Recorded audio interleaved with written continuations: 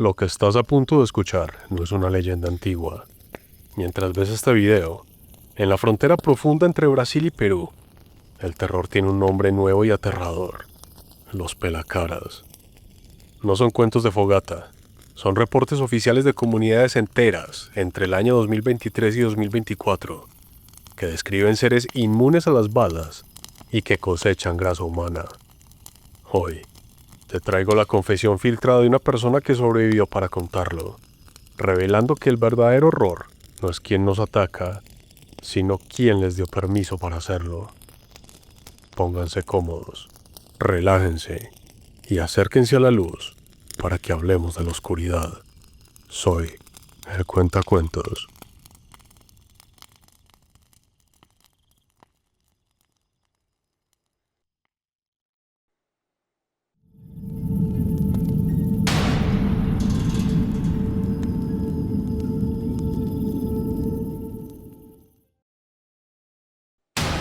El zumbido de la muerte, escrito por el Cuentacuentos.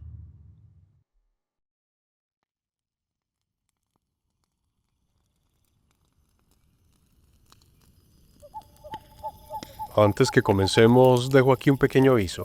Este cuento proviene de Brasil y yo no tengo ni idea de cómo pronunciar el portugués.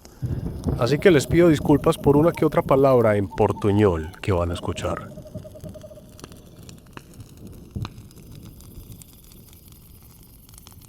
Escribo esto desde una terminal de computadora vieja en un cyber de Tabatinga, en la frontera entre Brasil, Colombia y Perú.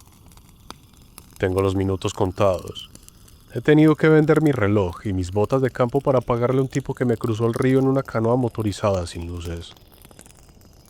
Si encuentras errores de dedo o si la redacción es atropellada, entiéndeme. Cada vez que escucho un helicóptero o una lancha rápida de la Policía Federal, siento que el corazón se me va a salir por la garganta. Soy la doctora Eleni Sousa. Hace un mes era una bióloga respetada del INPA, con una oficina en Manaus y una carrera dedicada a entender la biodiversidad del Amazonas.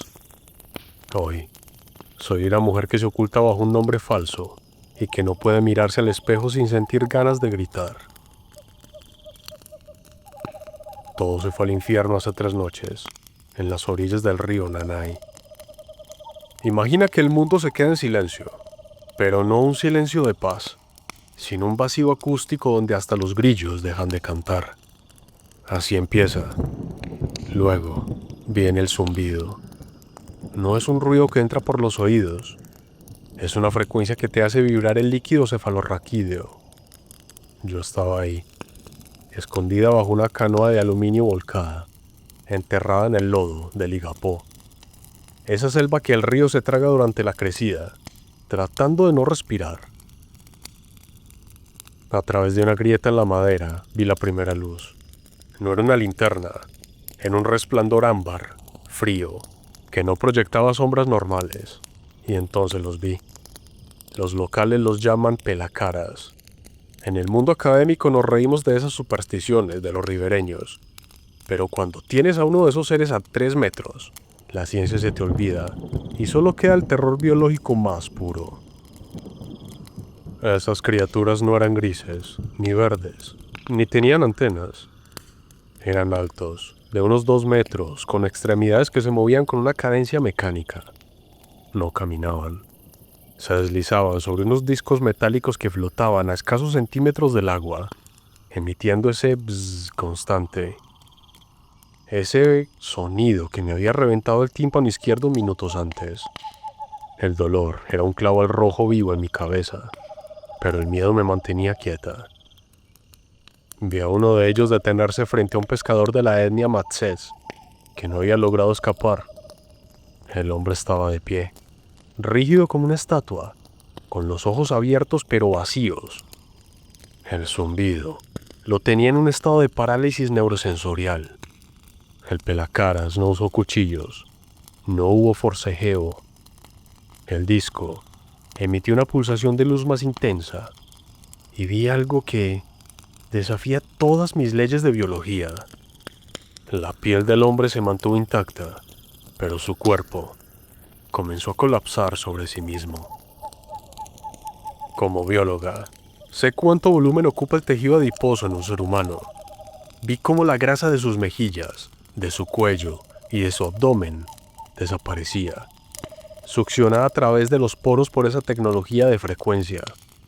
En menos de 2 minutos, el pescador no era más que una bolsa de piel y músculos pegados al hueso, una cáscara deshidratada de lo que fue un hombre. El bicho está pegando. Oh, esto se puso feo. Susurré con la boca llena de tierra y el sabor metálico de la sangre de mi propia nariz en la lengua. En ese momento, el cielo se llenó de bengalas rojas. El estruendo de los motores de un Black Hawk del ejército brasileño sacudió los árboles. Por un segundo sentí una oleada de alivio. Ya están aquí, pensé. El batallón de infantería de selva viene a salvarnos. Pero lo que vi a continuación fue lo que me rompió la mente. Los soldados descendieron por cuerdas con sus fusiles y A2 en alto. Pero no dispararon a los discos. No apuntaron a los seres de obsidiana que seguían cosechando a los heridos. Los militares formaron un perímetro circular, dando la espalda a los pelacaras. Sus armas apuntaban hacia la espesura de la selva, hacia los supervivientes indígenas que intentaban defenderse con arcos y viejas escopetas. Estaban protegiendo el área, estaban asegurando el perímetro para que los discos terminaran su trabajo sin interferencias. Vi al coronel da Silva bajar de la aeronave. Caminaba con la parsimonia de quien supervisa una obra civil. No miraba los cuerpos drenados. Su mirada estaba fija en un punto de luz que uno de los pelacaras le entregó. Un pequeño cilindro que vibraba con una intensidad sobrenatural. En ese instante, cometí el error de moverme. Mi maletín de sensores de frecuencia golpeó el borde de la canoa. El sargento más cercano giró la cabeza con una rapidez inhumana. ¡Contacto bajo la embarcación!, gritó. No me trataron como una sobreviviente. Me sacaron del lodo por el pelo. El sargento no me preguntó si estaba bien ni dónde me dolía. Me arrebató el maletín y me miró con un desprecio que me heló la sangre. Doctora Sousa, dijo da Silva, acercándose mientras el helicóptero seguía rugiendo de fondo. Qué suerte que sus equipos estén intactos. Necesitamos esos datos de calibración para la siguiente fase. ¿Qué está haciendo, coronel?, grité, señalando los cuerpos de los matsés. ¡Están matando a nuestra gente! ¡Están permitiendo que esas cosas se los lleven! Da Silva no se inmutó. Me miró con esos ojos de reptil que no tienen ni una pizca de remordimiento. Súbala al pájaro, ordenó a los soldados. Ella es la única que sabe leer las gráficas de bioresonancia. No dejen que se pierda ni un bit de la información de esta noche. El equipo es prioridad absoluta. Me arrojaron al interior del Black Hawk como si fuera un bulto más de suministros. Fue ahí mientras nos elevábamos sobre el Nanay, cuando vi desde la ventanilla algo que me dio la respuesta que no quería encontrar. En la cubierta del helicóptero, los soldados estaban manipulando cajas marcadas con sellos de alta confidencialidad, y junto a ellos, uno de los discos plateados estaba siendo anclado con cables especiales. No había lucha, no había tensión. Los soldados operaban junto a la tecnología de los pelacaras, con una familiaridad que solo se consigue tras meses, quizás años, de entrenamiento conjunto. Nadie me dijo nada, pero no soy estúpida. Como científica, uno aprende a conectar puntos, y el ejército no estaba ahí para combatir una amenaza. Estaban escoltando a un socio comercial. Mi pesadilla no empezó bajo esa canoa en el Nanay. Empezó en la asepsia de mi laboratorio en el INPA, en Manaos, rodeada de microscopios y frascos de formol. Hace 3 semanas, el coronel da Silva me hizo traer 3 ejemplares de Inia geoffrensis, el delfín rosado del Amazonas, recuperado cerca de la desembocadura del Jabarí. Oficialmente la orden era buscar trazas de mercurio. La minería ilegal está matando el río, doctora. Necesitamos pruebas científicas para intervenir. Me dijo con esa voz que ahora sé que era puro veneno. Pero cuando abrí el primer ejemplar, el mundo se me detuvo. Un delfín rosado tiene una capa de grasa térmica, el bloober, que es su reserva de energía y protección. Estos animales estaban vacíos. No era una enfermedad degenerativa. Al pasar el bisturí por el tejido subcutáneo, lo encontré la resistencia elástica de la grasa sana. Encontré una red de cavidades colapsadas, como si alguien hubiera pasado una aspiradora quirúrgica por cada centímetro de sus cuerpos. No había rastros de infección, ni parásitos, ni cortes externos. Solo el vacío. ¡Qué pobreza! Exclamé en voz alta, sola en el laboratorio. ¿Qué mierda es esta? Al llegar a la zona del melón, ese órgano en la frente que los delfines usan para la ecolocalización, encontré un quiste. Era una protuberancia del tamaño de un carozo de mango, de una textura que parecía coral negro, pero con una consistencia orgánica, casi como un tumor inteligente. Al cortarlo, el olor me golpeó. Un aroma dulzón, como a manteca mezclada con ozono. Lo puse bajo el microscopio electrónico y lo que vi me hizo sudar frío. No era un tumor. Era un entramado de microfilamentos de grafeno entrelazados con el tejido nervioso del animal. Era un chip orgánico, una interfaz biológica que estaban usando el sistema de sonar del delfín como una antena repetidora.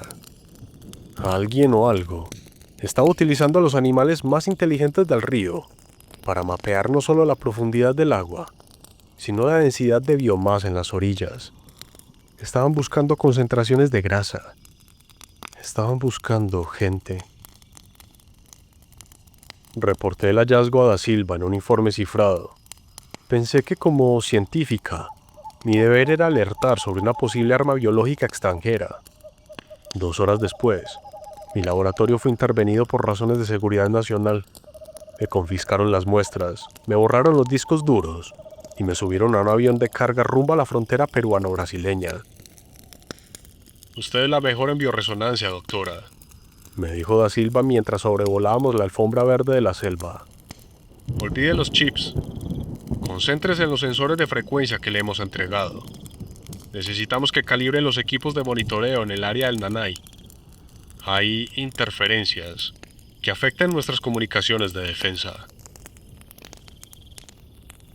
En el campamento de campaña, cerca de Santa Rosa de Yavarí, el ambiente era de una tensión eléctrica.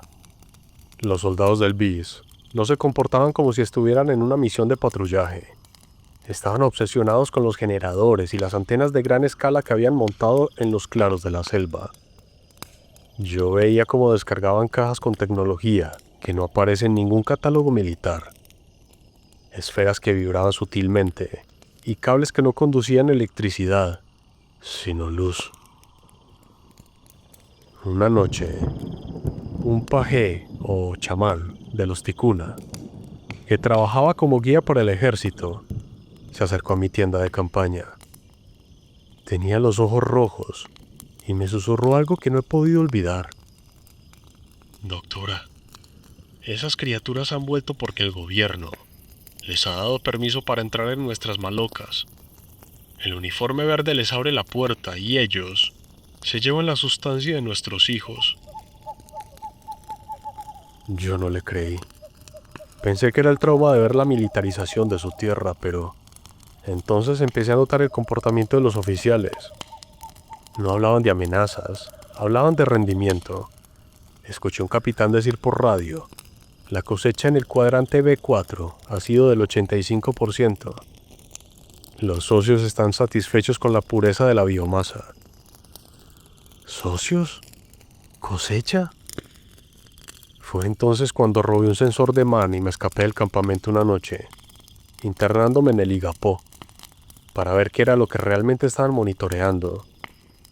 Seguí la señal de una frecuencia de 432 Hz, que mis equipos detectaban como ráfagas cortas. Caminé kilómetros entre las raíces aéreas y el lodo.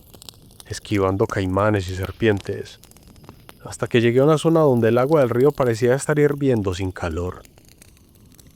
Allí vi el primer disco plateado. Estaba suspendido sobre una balsa de pescadores. No había soldados cerca, solo ese zumbido que te penetra hasta los huesos. Vi cómo la luz ámbar descendía y cómo, en cuestión de segundos, los hombres de la balsa se convertían en pellejos secos. Lo más aterrador no fue ver a los pelacaras, fue ver a unos metros de distancia a una patrulla del ejército brasileño, observando la escena con binoculares térmicos, tomando notas y cronometrando el proceso. No estaban interviniendo, estaban auditando la operación, estaban asegurándose de que los pelacaras recibieran lo que habían venido a buscar. Mi mente de doctor intentaba racionalizarlo.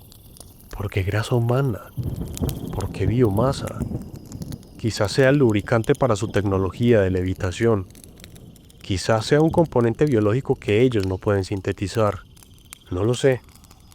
Lo único que sé es que cuando el sensor en mi mano empezó a pitar, alertando de mi presencia, supe que ya no era una científica para ellos. Era un cabo suelto. Corrí. Me escondí bajo la canoa de aluminio que mencioné en la primera parte y allí, mientras el barro me subía por la barbilla, comprendí la verdad. El ejército no nos protege de los pelacaras. El ejército es el departamento de logística de una empresa de exterminio que paga sus facturas con tecnología de otro mundo. Da Silva quería mis datos de bioresonancia porque ellos todavía no saben cómo estabilizar la energía de levitación sin que los discos se descalibren. Me necesitaban para perfeccionar el mecanismo de intercambio. Me necesitaban para que su soberanía aérea fuera perfecta, aunque el precio fuera el vaciado sistemático de cada ribereño del Amazonas. Después de que me sacaron del lodo del Nanay, no me llevaron a un hospital. Me trasladaron a una instalación que no figura en los mapas del Ministerio de Defensa. Era un complejo de hangares ocultos bajo el dosel de la selva, en algún punto perdido entre el río Juruá y la frontera. El lugar olía a desinfectante industrial y a ese rancio dulzor que ahora asocio con la muerte. Me encerraron en un laboratorio de campaña, un contenedor reforzado con equipos de análisis de señales que harían palidecer al INPA. No había ventanas. Solo el zumbido constante de los generadores y la presencia de 2 soldados armados en la puerta, que no me dirigían la palabra. El coronel da Silva entraba cada pocas horas. No preguntaba cómo estaba mi oído reventado. Solo quería que interpretara las gráficas de frecuencia que los sensores habían captado durante la cosecha. Doctora, ajuste los picos de resonancia en el espectro de los 400 hercios. Me ordenaba señalando las pantallas. Si la oscilación no es perfecta, los discos pierden estabilidad al cargar el material. Yo miraba los datos y sentía náuseas. Esas gráficas representaban el último aliento de los matsés. La desintegración de sus tejidos convertía en una línea de color verde en un monitor. Yo estaba ayudando a que ese proceso fuera más eficiente, más limpio. Cada vez que mis dedos tocaban el teclado, sentía que estaba cavando la fosa de mi propia gente. Pero lo más inquietante era mi propio cuerpo. En el encierro, el silencio me permitía notar cosas que en el caos de la selva pasé por alto. Empecé a notar que la piel de mis antebrazos se sentía suelta, como si el tejido conectivo que une la dermis con el músculo se hubiera disuelto. No había dolor, pero cuando presionaba mi mejilla, la marca de mi dedo tardaba unos minutos en desaparecer. El zumbido de aquella noche bajo la canoa me había alcanzado. No me vaciaron, pero la exposición prolongada a la frecuencia de los pelacaras había iniciado un proceso de degradación adiposa que mi metabolismo no podía frenar. Supe que si me quedaba allí, terminaría siendo una muestra más en un frasco de formol. El escape no fue una escena de acción de Hollywood. Fue una mezcla de suerte y la arrogancia de Da Silva. El tercer día, una tormenta amazónica de esas que parecen el fin del mundo golpeó la base. Los rayos y el viento huracanado crearon una interferencia brutal en los equipos de levitación que estaban probando en el hangar continuo. Escuché una explosión y el grito de ese zumbido metálico, pero esta vez sonaba errático. Las luces de emergencia rojas empezaron a parpadear. Varios árboles, debido a la fuerte tormenta, cayeron sobre el techo del hangar rompiéndolo y provocando un diluvio en el interior. En el caos, uno de mis custodios fue llamado para ayudar a contener el incendio en el área de contenedores criogénicos. El otro se quedó en la puerta, distraído, mirando hacia el pasillo con el fusil en la mano. Al parecer hubo un corte de energía, y al ser un laboratorio con puertas eléctricas y no una celda, estas se desbloquearon por seguridad. El guardia entró confundido y en ese instante, de pura adrenalina, lo golpeé con un microscopio de campo en la base del cráneo. No soy una guerrillera, solo una científica, pero el instinto de supervivencia es el motor más potente que existe. Salí al pasillo. El aire estaba saturado. Al pasar por el hangar principal, vi algo que me detuvo el corazón. Los soldados estaban cargando las esferas de levitación en un transporte, mientras uno de los pelacaras flotaba cerca, observando, inmóvil como una gárgola. Los militares y ese ser trabajaban en un silencio absoluto, una coreografía de traición que no necesita palabras. Logré llegar al perímetro externo. La selva es mi hogar. La conozco mejor que cualquier soldado de la ciudad. Me arrastré por el lodo, ignorando las ramas que me azotaban la cara, hasta que encontré una trocha que me llevó a un brazo del río. Robé una pequeña lancha de madera con motor peque-peque que pertenecía a un civil que trabajaba en la cocina de la base. Navegué toda la noche, apagando el motor cada vez que escuchaba un helicóptero, ocultándome en los igapós más densos, allí donde los árboles se cierran sobre el agua como una cúpula. Ahora, estoy aquí, en este cyber, esperando que un archivo se termine de juntar. Mi rostro en el reflejo de la pantalla se ve distinto. Mis ojos parecen más grandes porque la grasa de los párpados ha desaparecido. Me cubro con una sudadera ancha para que nadie note que mi cuerpo se está volviendo una estructura de piel y hueso. No sé para qué quieren esa tecnología de levitación. No sé qué pacto de sangre firmaron con esos entes que vienen por nuestra grasa. Lo único que sé es que el Amazonas ya no nos pertenece. El ejército ha cambiado su deber de protección por un juguete que desafía la gravedad, y el precio ha sido nuestra gente, nuestra humanidad. Seguiré huyendo hasta que la vida me lo permita. Solo te pido una cosa: no dejes que esta historia muera, porque mientras el mundo mira hacia las estrellas buscando invasiones, el verdadero horror ya está aquí, operando con permiso oficial en el corazón de la selva.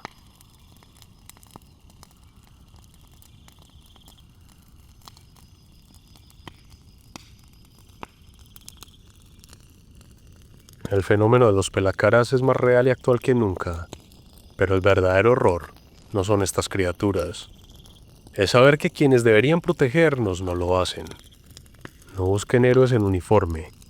Por lo que vemos, ellos solo cuidan sus propios intereses. Gracias por escucharme. Soy el Cuentacuentos.